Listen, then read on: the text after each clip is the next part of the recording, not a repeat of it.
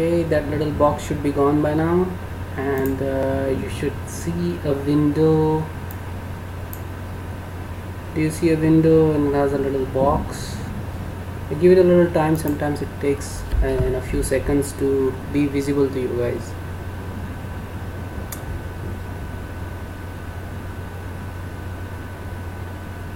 So Devyangi, Alicia, Kirti, do you see a little box in there on your screen? And there should be a little container. It has little spheres in it. Kirti.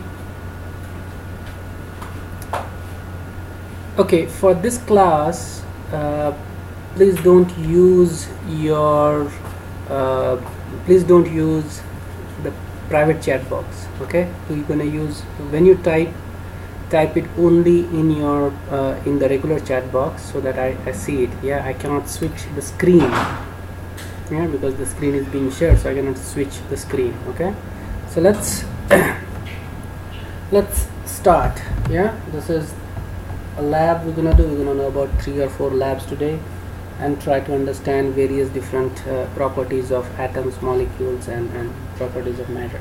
Okay, so first we're gonna do lab that is called states of matter basics. Yeah, there are 2 different tabs here, solid, liquid, and gas, and there is another tab called phase tab. So for now we only deal with solid, liquid, and gas tab, yeah, for today's experiment. Now what we need to do is basically, once you come to the screen, and I'll make the link available. Oops, I changed. Okay, I'll make the link for these available on Learning Center. Once you click it, it will open it in a new window, and the download will start. Allow the download, okay, and then save that file in different location and open it. Basically it will come down to this. Okay, you will see that. Now now once done that, once you open the file, you need a latest Java version. Okay, and then select the material to argon. So you should see that the little blue balls change to red ones. You see that?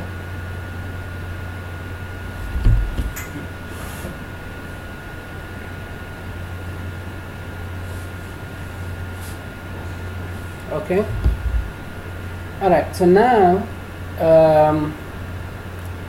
set the change state, so you can change the state of the so what is going on here is basically you have a container, yeah, and in this container you have some solid.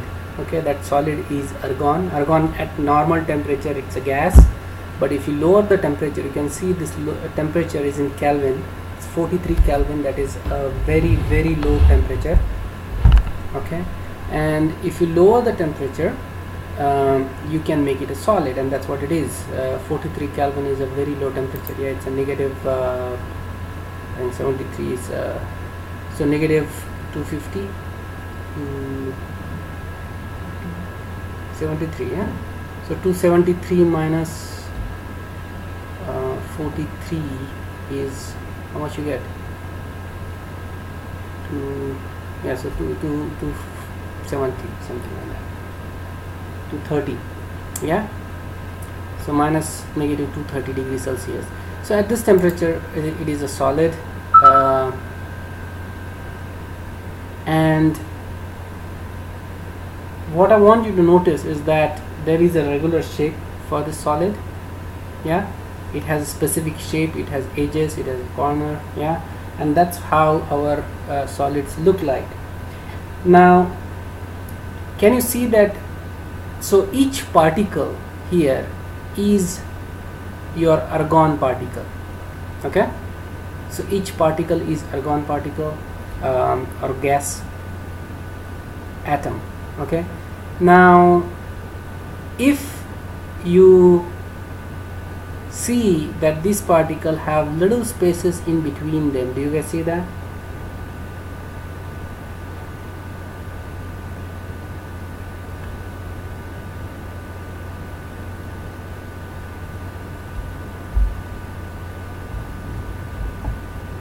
Yeah, guys, I want you to reply quickly. We basically have to reply yes or no for most questions, so please reply quickly, okay?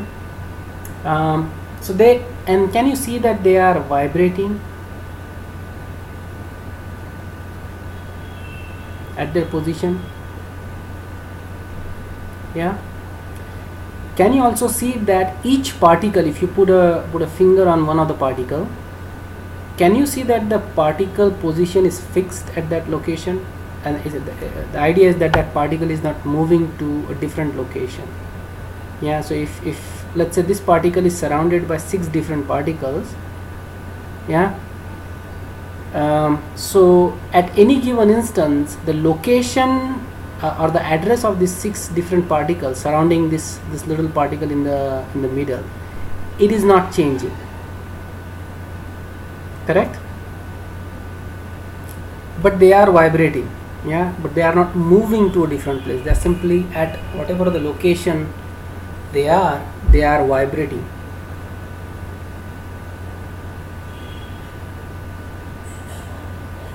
So each of these sphere is actually one atom.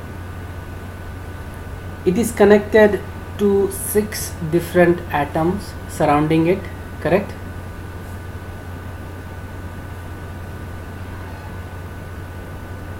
Okay.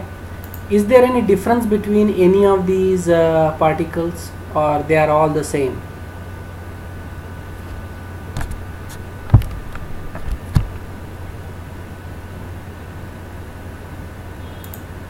They are all the same. Why? Because they are made up, all of them are made up of argon particle.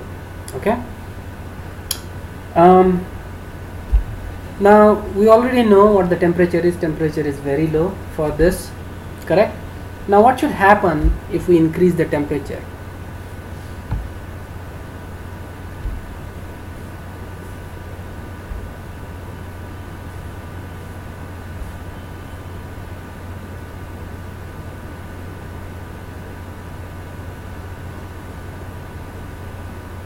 The molecules will move faster, correct? And at some point it will become liquid, change the state to a liquid state, correct? Yeah. Can you also say that if for the same particles, if the state is a liquid state, the temperature is going to be larger? Okay, if we change from solid to liquid, okay, so the temperature reading should be higher. Can we say that? Yeah, because we said that as you increase the temperature, the particle will move faster and then it will eventually turn into a liquid state. Yeah. The reverse is also true, correct? If you have a liquid, it's going to have a higher temperature than at a solid state. Yeah, and that's, so let's see what that happens. Yeah, so we click on the liquid and now you see that it is changed into liquid. Look at the temperature. Temperature has increased, correct? Now what can you say about the interparticle space? Has it increased or decreased?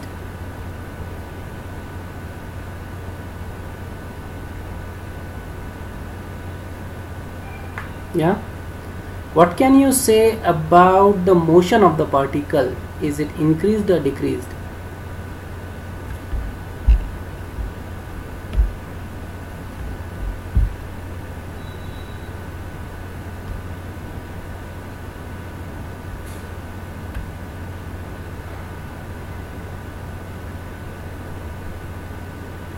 Has increased, correct? Rashi, Devyangi, Alicia, very good. Yeah. So now can you say that in solid particle we said that the position of each particle was fixed, correct, in solid state? Can you say the same for liquid? If you put a finger on any one of the particle, is it always going to be surrounded by the same 6 particles or same any number of different particles? No. So you can see that the position of the particle is changing because its neighbors are changing, correct? So it is constantly changing, but they are connected. Yeah, the difference between the interparticle space has increased, their vibration, their motion has increased, the motion of the particle is more vigorous now, and obviously their position is not fixed, and as a result you can see some of the particles actually escape. Did we saw similar thing? Did we saw that some particles escaping in the solid state? You can see that this is actually a different mass now. Yeah, at some stage it is just going up, correct? No, but in liquid state, what is this called? If you see these particles escaping, what is this phenomenon? You have a liquid, some of the liquid particles are escaping. What do you call it?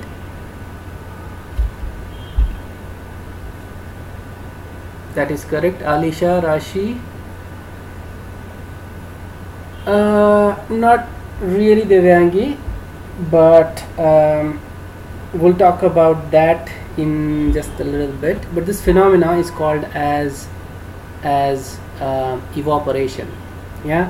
So if you have, let's say, water and lying in a dish, and after a while you'll see that if you leave the water in that dish for like a day or two, you'll see that the water level has gone down, whereas some of the water has evaporated. Yeah. Now in this one, because it is a closed system, eventually this little particle will come down and mix with the other bulk of the particle. But if you open it, it will just escape. It will just go down if you open the top of the container. Correct? Oops.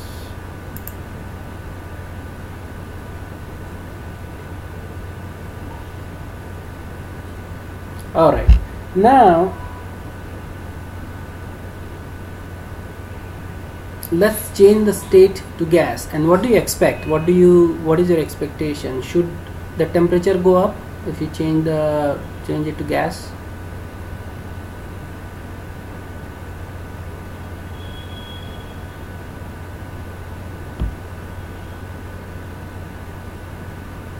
Yes, no.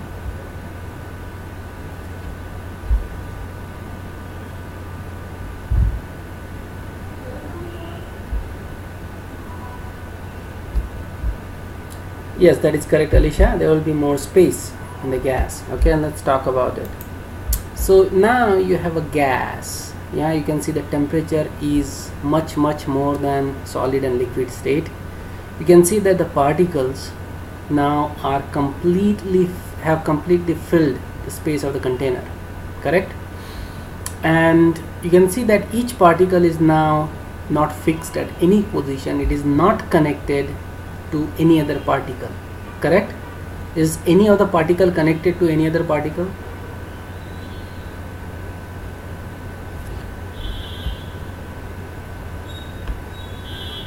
No, it is not connected to any other particle. Yeah, so each particle is a free particle and it is moving completely freely inside this container. Yeah, it is a free particle, and you can see that each particle collides with another particle. Yeah, and then it collides with the wall of the container, and this is going on and on and on. So this is what actually causes temperature and the pressure. Now we don't have that experiment on this one, but this is also the collision of these particles with the walls of the container causes the pressure. Okay.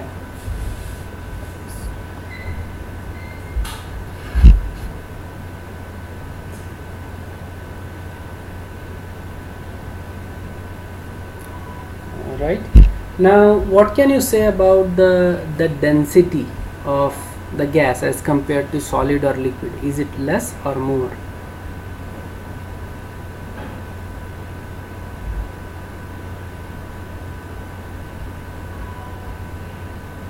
Density is less. Rashi, Alisha, Divyangi, yes, correct. Why? Because look, it is, if you look at the solid state, it is this much of liquid occupying this much of space. Okay, these many particles occupying this much of space. In gas, same number of particles occupying much larger space. Okay, so the mass is same, the volume has increased, and density is mass by volume, correct? So if mass is same, volume has increased, that means denominator has increased, so density will decrease, and gases do have very less density as compared to solid and liquid. Okay. All right, now if you talk about hold on, this is one point I wanted to bring up.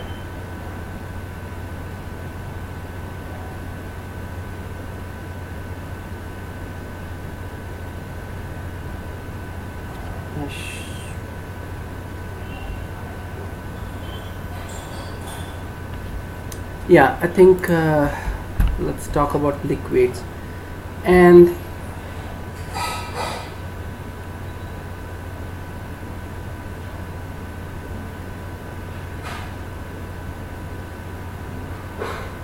yeah, just to call this a very important point. I think it will come to me.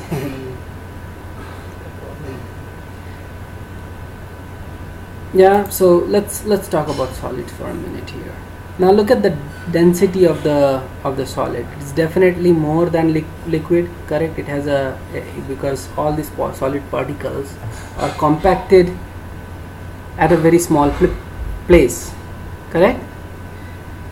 So it is compacted at a very small place, and obviously the density of the solid is more. Yeah, and as you change the state to liquid, now we have the same number of particles is occupying more space, and obviously the density has increased, correct?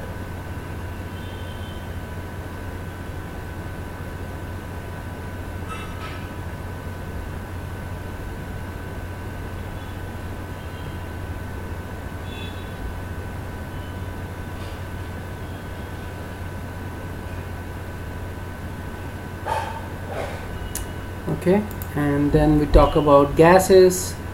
Gases completely. So is there any fixed volume for a gas? What is the volume? Now we saw that for solid, this is the volume of solid. Yeah, for liquid, this is the volume of liquid. Now for gas, what is the volume of the gas?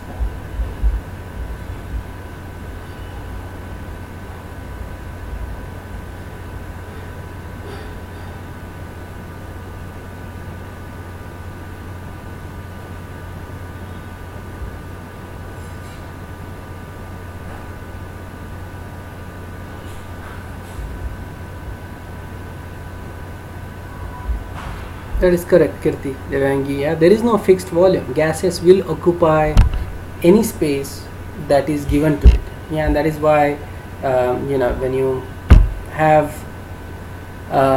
let's say you have a house, mom is cooking something in the kitchen, and you are in the other room, and immediately you will smell the food. Yeah, because the gas particles, the food gas particles will very quickly travel, will quickly spread in all direction, and you can smell the gas particle even in the other room, or the food particles in the other room, because gases will fill the container, whatever it is. Okay, so gases don't have fixed volume, they assume the volume of the container in which they are in. Okay.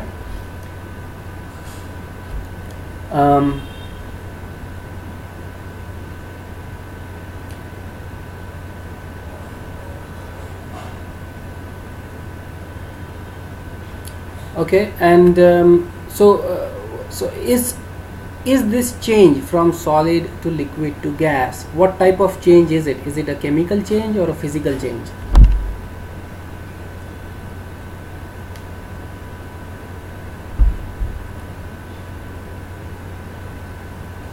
It is a physical change, correct, because there is no chemical reaction going on, the particles are the same. Are they interconvertible? Can you change gas to liquid and liquid to solid, and change solid to liquid, liquid to gas? How many times can you do that? How many times you can recycle this?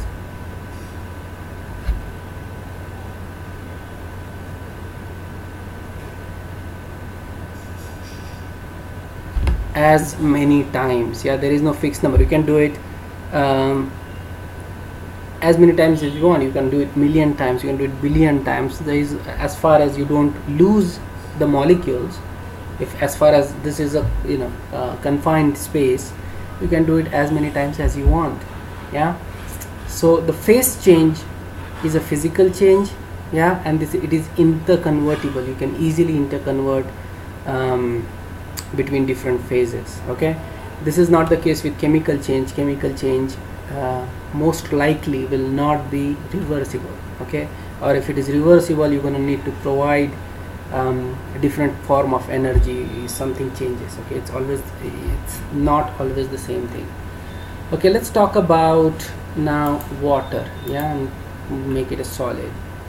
Okay, what do you see? That how many particles or how many atoms are there in each water particle? Okay, you can see also here. Yeah, there is a how many atoms are there in each solid, each water particle?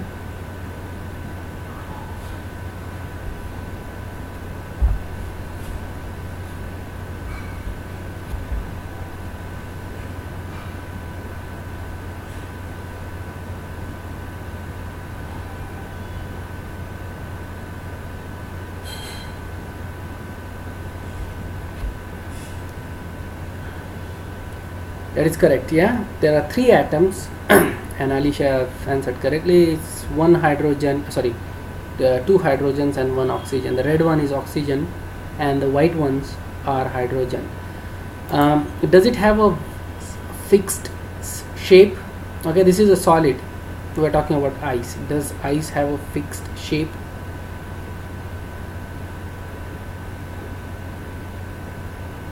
Yes, it does have a fixed shape. Okay, is each particle fixed at its position?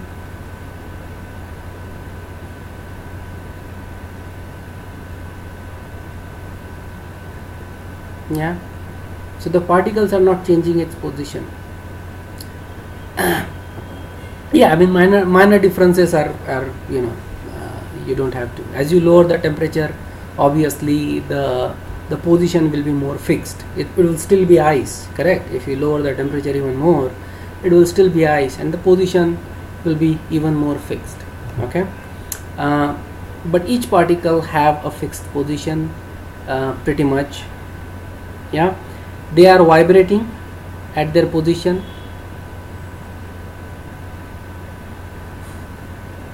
Yeah, can you also see, or can you also say that each white particle is connected to a red particle pretty much in most cases? Yeah, that means, oops, sorry, I think I changed. Yeah, so that means the hydrogen and oxygen is somehow attracted to each other.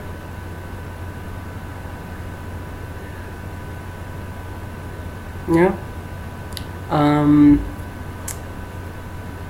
So remember what the volume is. Yeah, remember what the temperature is. So temperature is this, and now we're gonna switch the tap to liquid. Okay, and let's see what happens.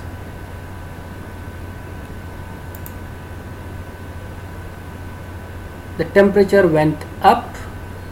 The vibrations of the particle or the movement of the particle. Now can you see that?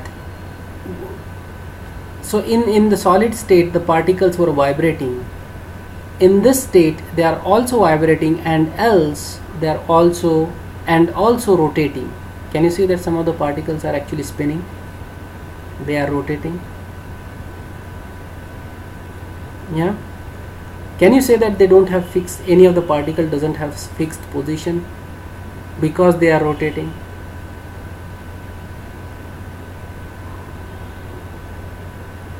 Yeah. Now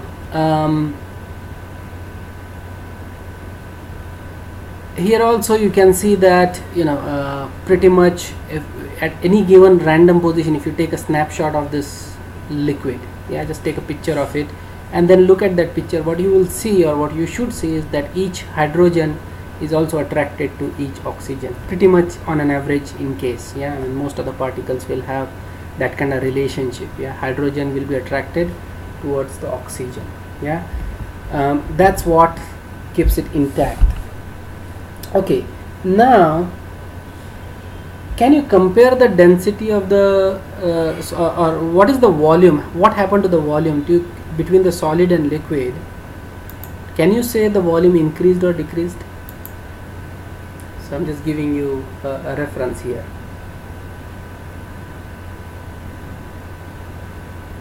Okay, so if you go from solid, this is your solid, this is your liquid.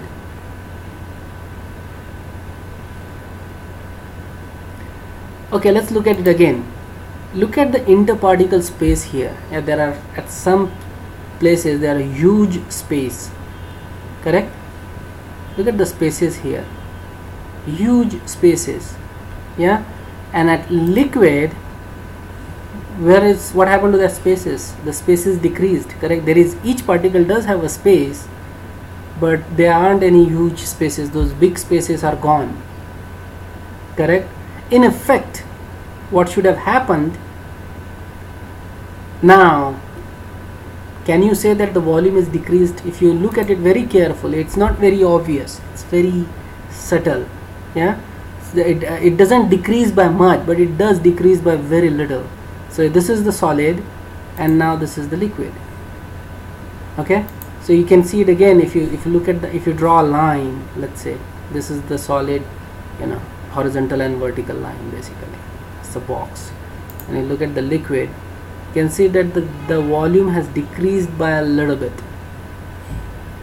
Yeah, because obviously the spaces have gone.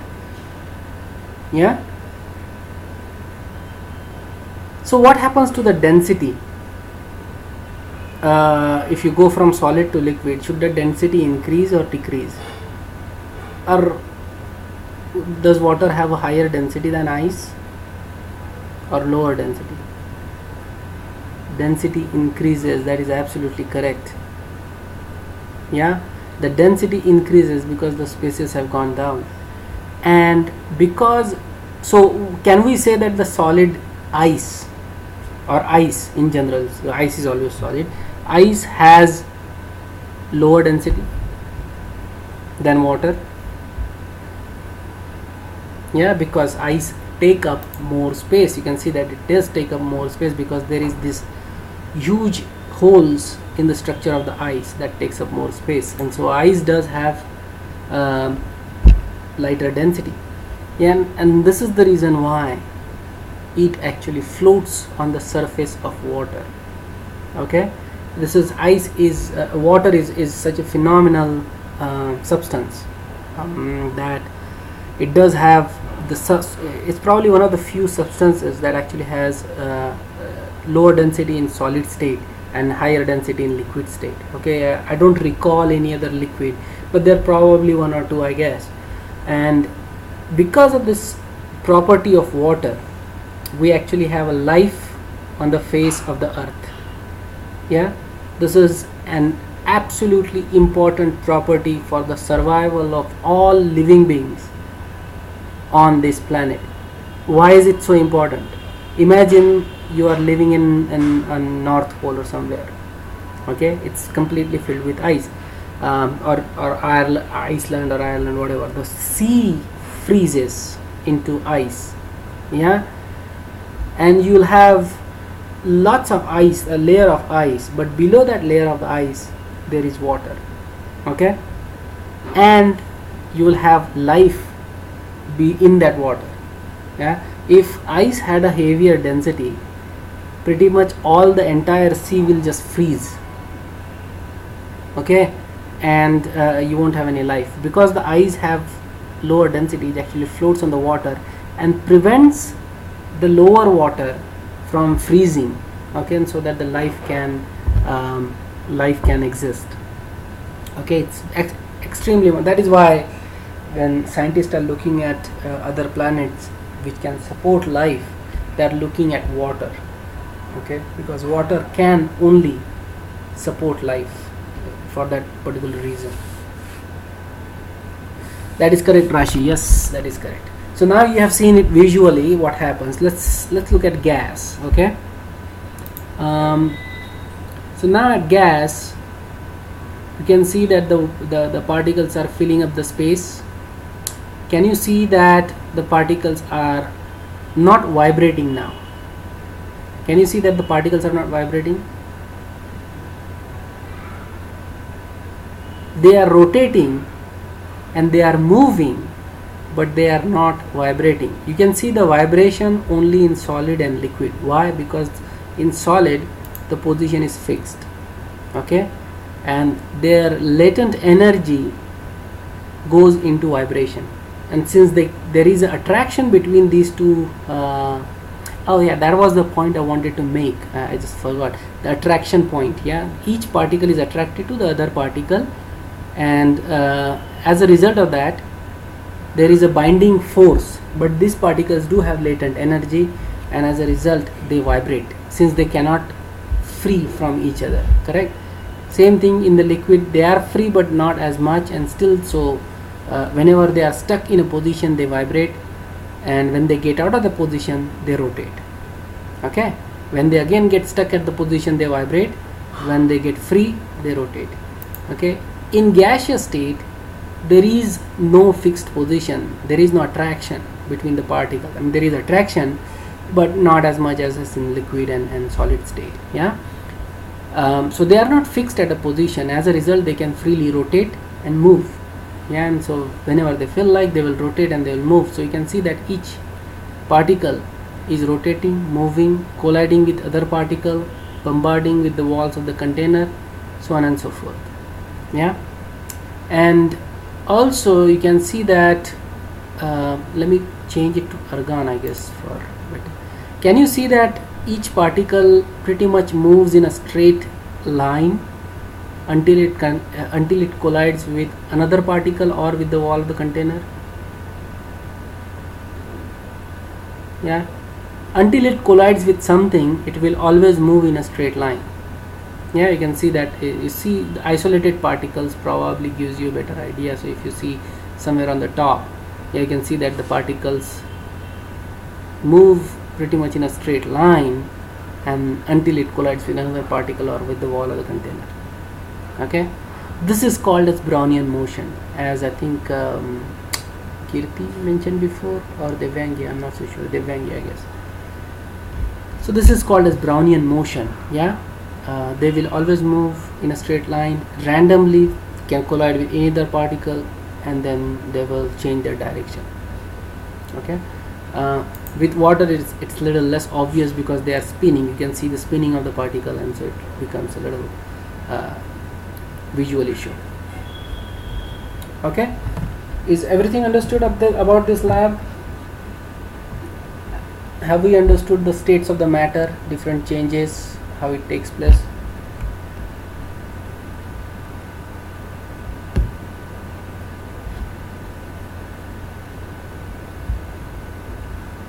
Okay, all right, so now we'll look at second lab. We'll change for second lab, we'll change it to solid. We'll change the atoms and molecules to neon. Yeah, so you can see that the particle color is blue and they are spherical. So each particle of neon is made up of single atom. Yeah, you can see the temperature is pretty low because neon is a gas at room temperature and this is an extremely low temperature. Yeah, and they are vibrating at their position similar to argon that we have seen before. Is that clear?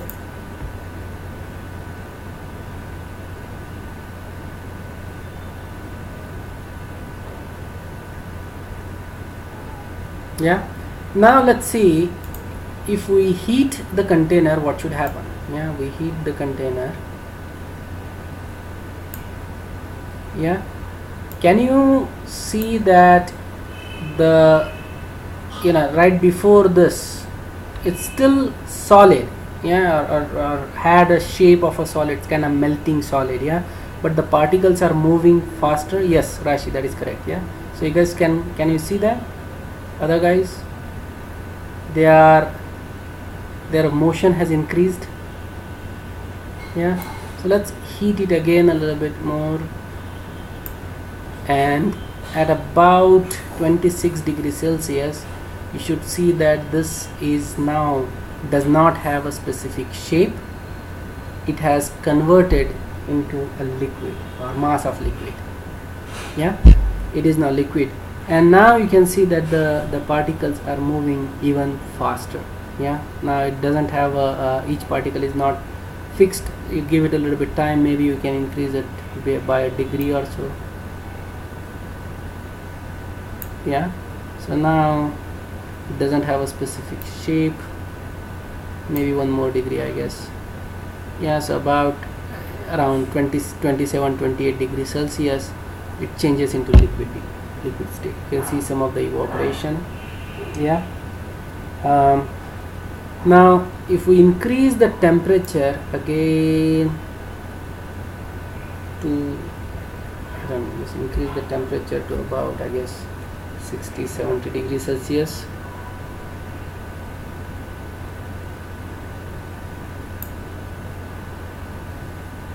Yeah, it has been converted into gas. You can see that the particles are pretty much free out of each other. Correct? You can see the Brownian moment. Clearly each particle moves in a straight line until it collides with another particle. Yeah. Now so what do you expect if I increase the temperature? What should happen to the movement of the particle?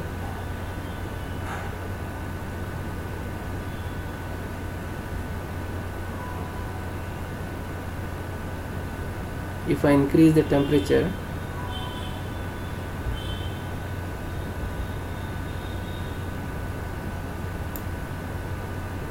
let's increase the temperature to about 75. Can you see that the particles are moving much faster now? The spacing, Alicia, is going to be it's a random distribution, yeah, because it's in a confined container. Yeah, you can't say that the spacing will be more because the total space is limited and there are fixed number of particles, so the spacing is on an average is going to be same, okay, even with the temperature, increased temperature. Okay, now let's again increase it to about 105 or so.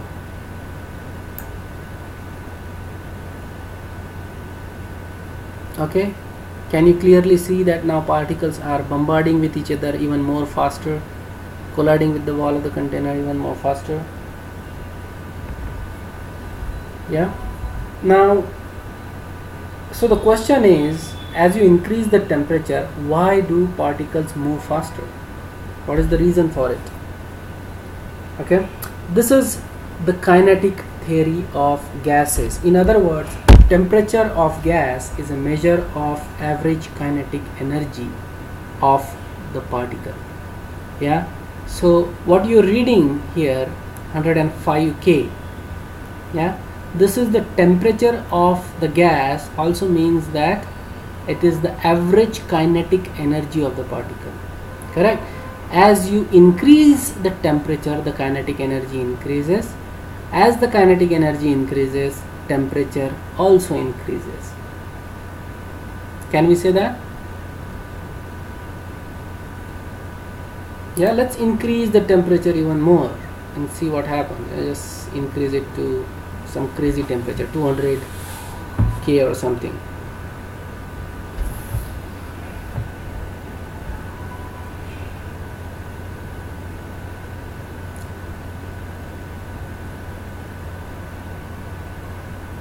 Yeah, you can see that they are going crazy in there. There's too much of kinetic energy.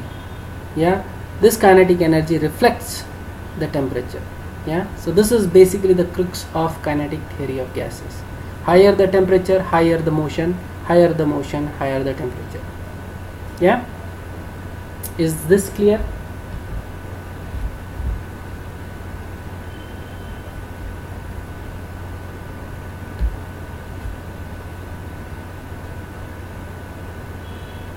Okay, now let's talk about water. Yeah, change it to water, solid state. Same thing, if you increase the temperature, here you can see that the motion of the particles, vibrations are increasing for each particle, correct? If you keep on increasing, it will become liquid. You can see that the liquid is the vibration and the motion. There are two types of motion here. Now in solid you had, so let's say you have solid, you had vibrational motion. Yeah, there is no rotational motion, correct? There is only vibrational motion. There may be a little bit of rotational motion for some particles, but that you can neglect for all practical purpose. There is only rotational motion. For liquid, we can say that there is a rotational motion as well. There is a vibrational motion and there is rotational motion, correct?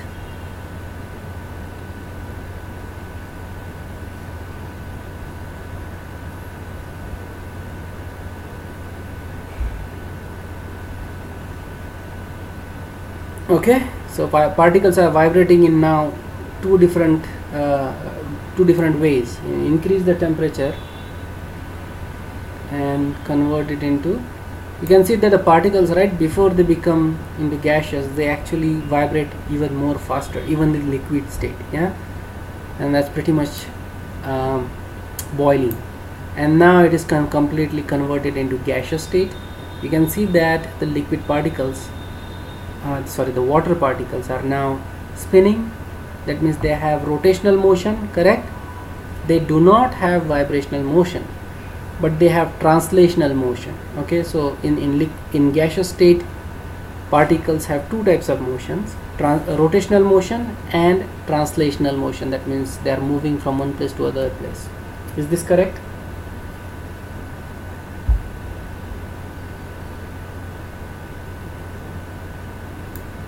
Yes. Okay, let's heat up the temperature again. According to kinetic theory of gases, you should see the temperature go up. Yeah, and let's see, as you increase the temperature, obviously the kinetic energy of the particle increases and they start to move faster and faster. Okay, that means you can see that their translational motion has increased and their rotational motion has increased. Yeah, they're spinning much faster and they're moving much faster. Yeah, and that's your kinetic theory of gases.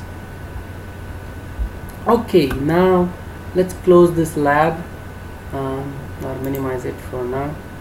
Let's get another lab. We'll talk about this one. Yeah, now we're gonna build an atom. Okay, now build an atom. Okay, now we know that atoms of different elements have different masses. Yeah, this is because they have different number of protons and neutrons. Okay, we know that atoms of different elements have different chemical properties. Yeah, their physical and chemical properties are different for different atoms. This is because they have different number of electrons. Yeah, physical properties mostly because of the number of protons and neutrons and electrons, and chemical properties mostly because of the number of electrons. Yeah, we also know that the electrons are negatively charged and protons are positively charged, correct? We studied that in our class.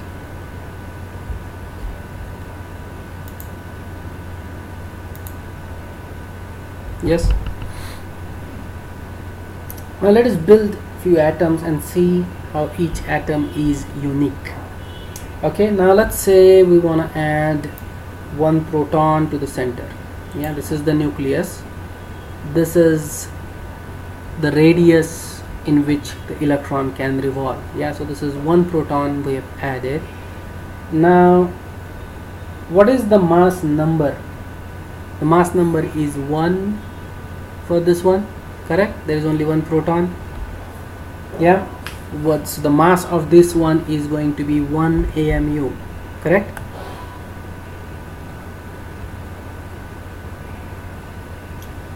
So because proton is positively charged and there is no electron, this is a positive ion. Yeah, this is a positive ion, right? Now to balance this charge, we know that there are electrons that are negatively charged, and so if we add one electron, then this should be a neutral molecule. Yeah, so this is, so there are I'm sorry, I forgot to mention, there are two orbits. Yeah, nucleus, then there is the first orbit, and this is the second orbit. Okay, and we'll talk about what happens, but let's say when you are at the first electron, it actually goes into the first orbit.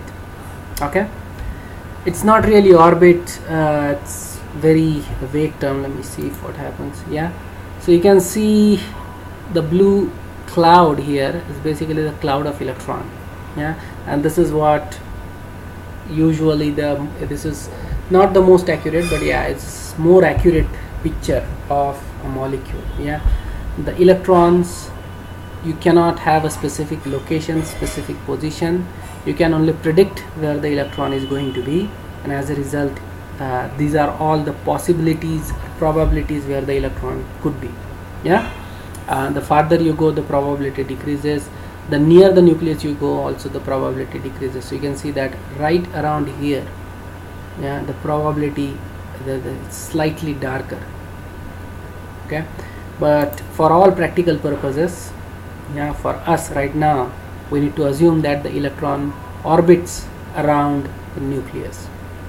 Okay, now this is your hydrogen atom, correct? Hydrogen has one proton, one electron.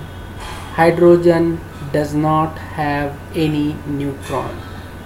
Is that understood? Hydrogen does not have any neutron. Yeah, very unique about hydrogen, as the only element which does not have a proton, which does not have a neutron. Yeah, I'm sorry. Okay, now this creates a hydrogen molecule. Yeah, you can see that it is shown in the periodic table where it is. Yeah, so you can see the hydrogen here. Mass and atomic number is given. If you say the mass number, net charge, you can also see it's a neutral molecule. Yeah, it's right in the middle. Now now we know that proton and neutron in a neutral molecule are equal. Yeah, number of protons. Even in hydrogen, you see there is one proton and one neutron, so that's why the molecule is neutral. In any neutral molecule, the number of protons are always going to be equal to the number of neutrons. Yeah, there are no exceptions to this rule. Is this clear?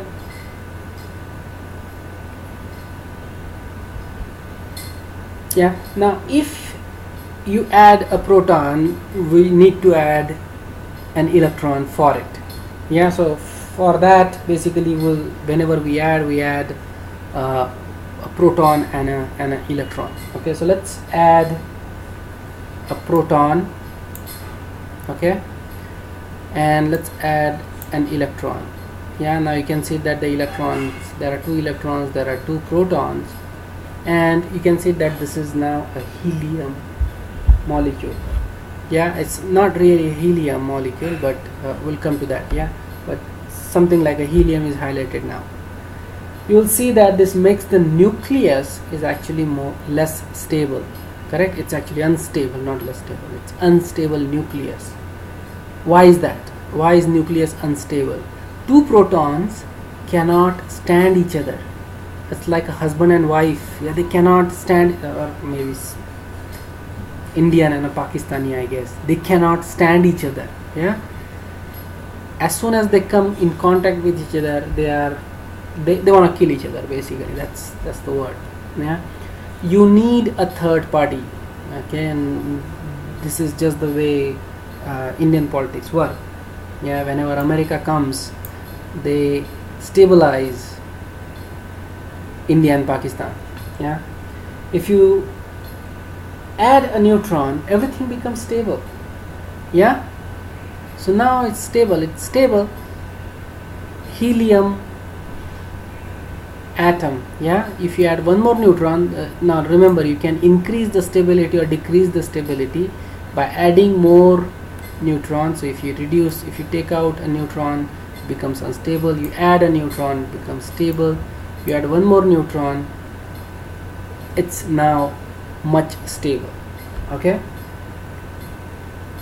again you can see that this is your helium atom. Okay, what is the difference between this helium, this is helium 3, correct, and this helium 4? What is the difference?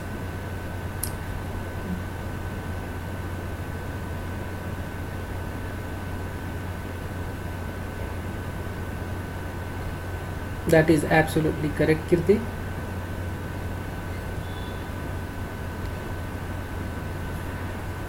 These compounds are called as isotopes.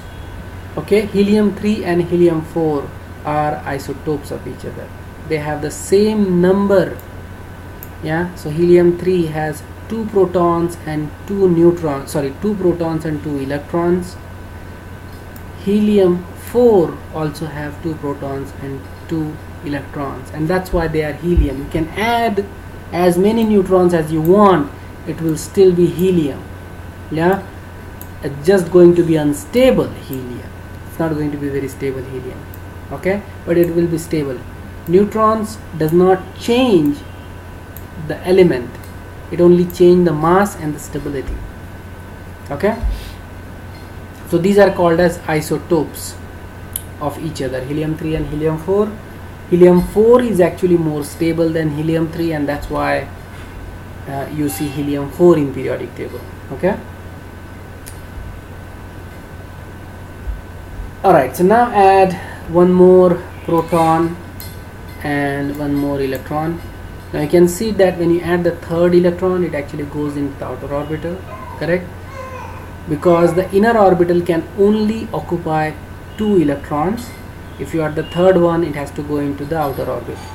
Okay, and this is true. There are specific number of electrons that can be occupied in a specific orbit. Okay, so what we see is that now you get lithium, but lithium is unstable. Why? Because there are more number of protons than neutrons, correct? Yeah, so this is lithium 5, because you have 2 protons, sorry, you have 3 protons and 2 neutrons. If you add one more, you get stable lithium. You have lithium 6 is stable. You can add one more lithium. Now you have lithium 7, which is the most stable lithium. Yeah. Both lithium 6 and lithium 7 are isotopes of each other. They are stable. Lithium 7 is slightly more stable, that's why it is more abundant. Okay,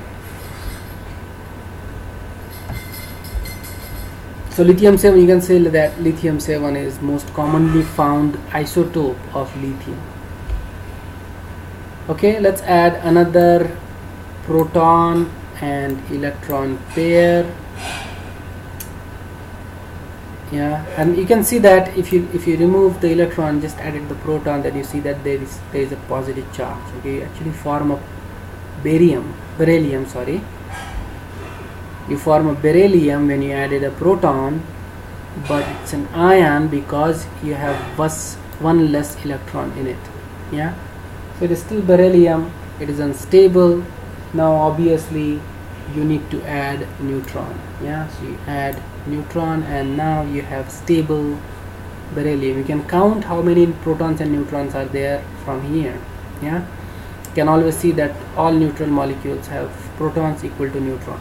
Yeah, the charge is neutral. and mass is 9. You can see the atomic number here. Okay, is this clear?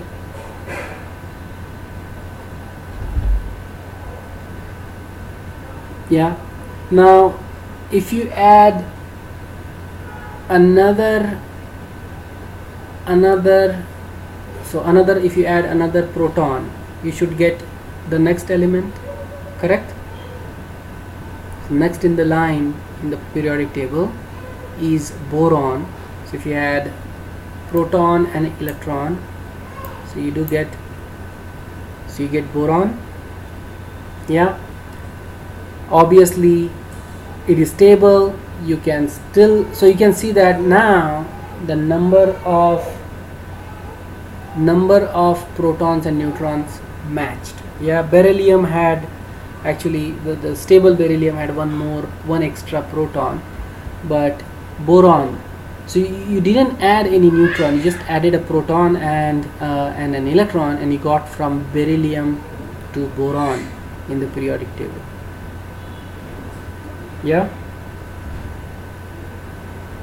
if you add, let's say, a neutron, obviously you get boron 11, which is also stable. Yeah, the most stable is boron 10, so this is your most stable element. Boron 11 is also stable. Okay, add another proton and electron pair. You can see that the adding electron does not make the atom stable. Yeah, you need to have right balance of protons and neutrons. Yeah, electrons only create ions. You'll have ions can be stable. Okay, so let's add now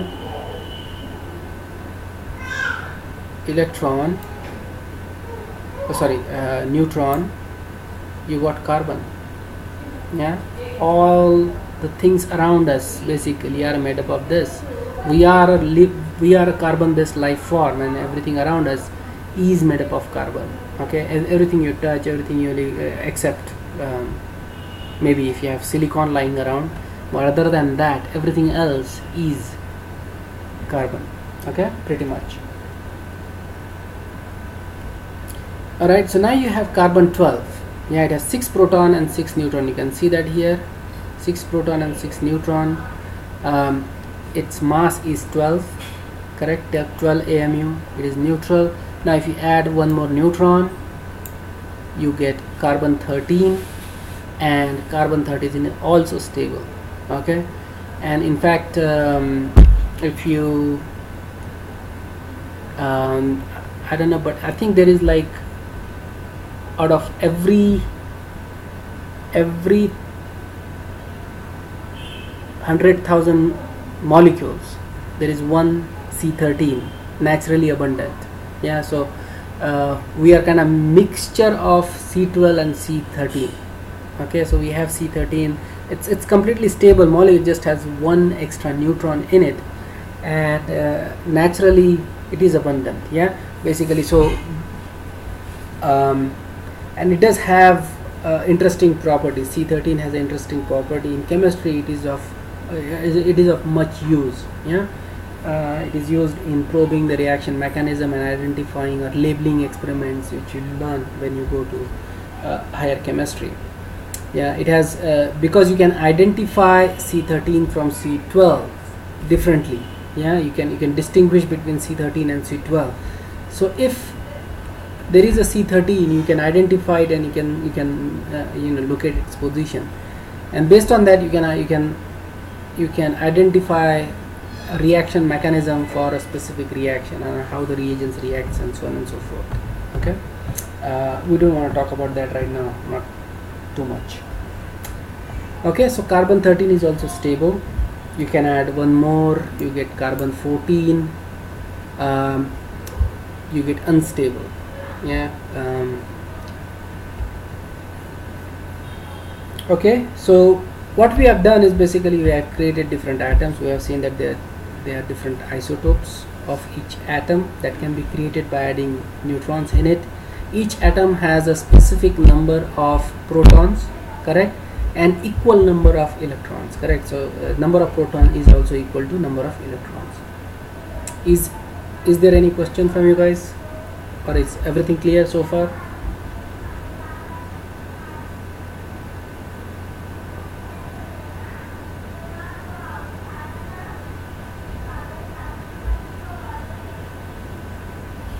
Yeah. Okay, let's go back to carbon 13 and carbon 12, the isotopes. Now isotopes actually have different physical property, yeah, but their chemical property is very similar. It's not identical but very similar, so they would react with the same reagent in the same way, but they may react at a different rate. Okay, so but their boiling point, melting point, density, refractive index, all kinds of stuff, all the other physical properties are different. Is this clear?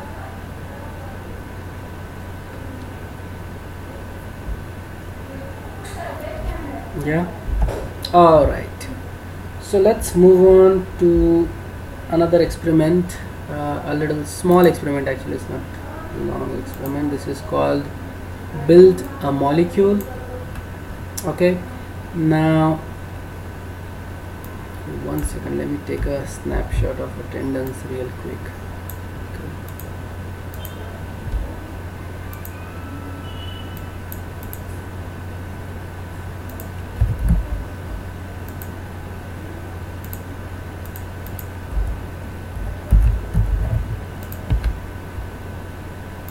Okay, here we are.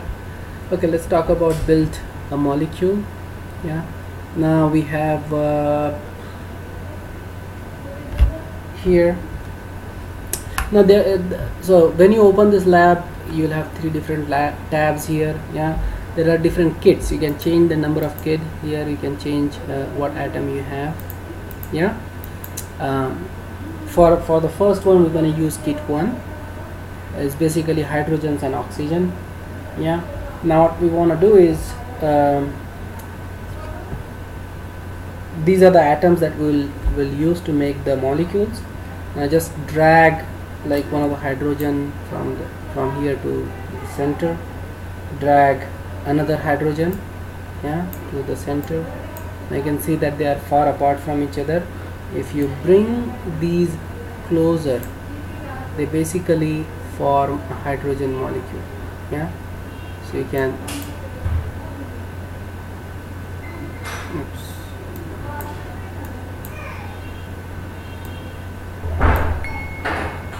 yeah, you can also see the 3D shape of the molecule. So that's your hydrogen, correct? You can see how the 3D looks like for hydrogen. You can rotate it around. Yeah, this is a space filling model. 2 atoms are connected. Yeah, it rotates automatically.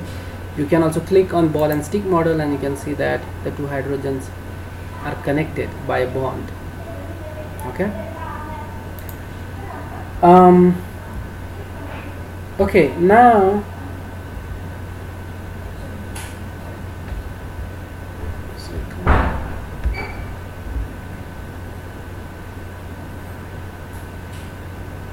okay, let's separate them now.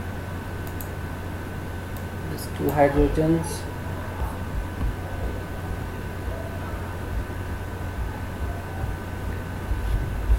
Okay, let's start from oxygen. Yeah, so now again there are 3 atoms in the space. We have 2 hydrogens. Now you can see that you can connect the hydrogens in this way to get a hydrogen molecule. Yeah, so this is basically your hydrogen molecule, which we formed by connecting 2 different atoms. 2 atoms of hydrogen, correct? I usually like ball and stick model. It gives you a good view of how the atoms are connected. You can also cut it into 2 different, so there is like a scissor, you cut it in the middle, you can connect.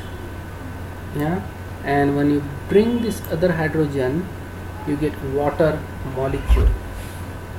Okay, this is your water molecule. Now this is how we write HOH, or you write it as H2O. Have you ever wondered how the water molecule actually looks like? Now, I showed you before the demo, in the class on the gaseous state how the water molecule looks like, but it's a basic question. How does the water molecule look like? Okay, let's click on that, and that's your water molecule. You see it? There's oxygen, the big oxygen, and there is your hydrogen. So this is how the water molecule would look like in real life if it was big enough.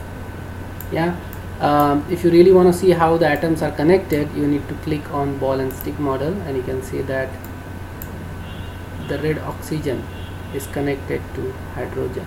You can see that it looks like a V when we have two hydrogens on the up, or if you have hydrogens down, this is a shape that is called as bent shape.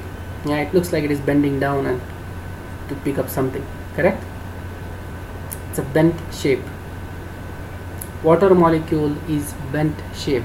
Understood?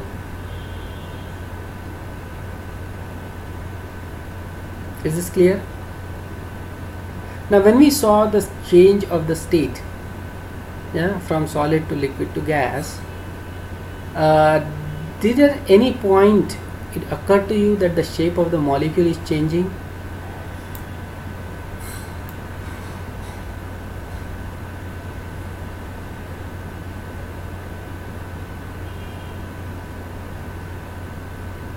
No, correct? Because the molecules have specific shapes, they don't change. Okay, and you will learn about that in little advanced or advanced chemistry, why the molecules have specific shapes. There are various theories that need to be discussed before we start discussing that, but there is a reason for it, for this water molecule to have this bent shape, and we'll explore that reason at a proper time. Okay, but not right now. Okay, now let's go to larger molecules tab, and you can make other molecules. Let's take carbon, since we are all carbon based life form. We take hydrogen, take hydrogen, another hydrogen. You got methane molecule. This is a methane molecule, and let's click on the 3D and you'll see how the molecule actually looks like. That's 1 second, I need to extend the time by, let's say, 15 minutes. I'm not going to need that much time, just 5 minutes maybe extra. That's a methane molecule. Methane is a gas at room temperature, correct? It is a fuel. It is a hydrocarbon that can be burned to extract energy. In fact, all the gases that we use, gases in the sense the petroleum products, are hydrocarbons. They are made up of hydrogen and carbon. That's why they are called as hydrocarbon. So the right in the center is a carbon, and then there are 4 hydrogens. Click on the ball and stick model and you see a clear picture. This has again has a specific shape. Again, correct? Has a specific shape. This is called as tetrahedral shape. Are all pretty much, not all, but carbon has 3 basic shapes. This is one of the shape. Tetrahedral shape is one basic shape. Then there is also trigonal, there is also inner. So we'll talk about that in due time. But this is a tetrahedral molecule, because if you connect the 4 hydrogens with a line, you get tetrahedron. Okay, and that's why this shape is called as tetrahedral shape. Okay, is this clear?